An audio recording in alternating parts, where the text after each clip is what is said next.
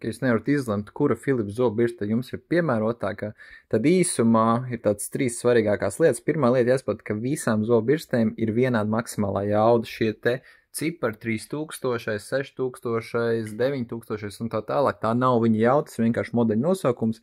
Jauda visiem ir vienāda, 62,000 kustības minūtē. Protams, mainās cena. Lētākā rekur maksā 45 eiro, dārgākā ir 194. Dārgākie vienkārši tur nāk vairāk režīmu, var regulēt jaudu, aplikāciju, lādēs stikla glāzē un arī ceļam futlāriņu var uzlādēt.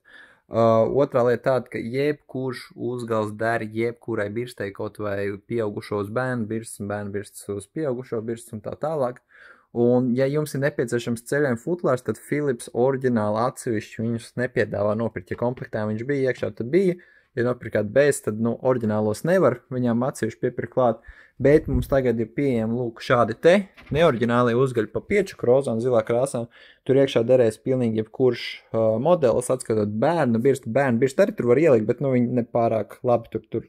Viņi grūti ielikt iekšā, bet visām pārējām viņš dar ļoti labi.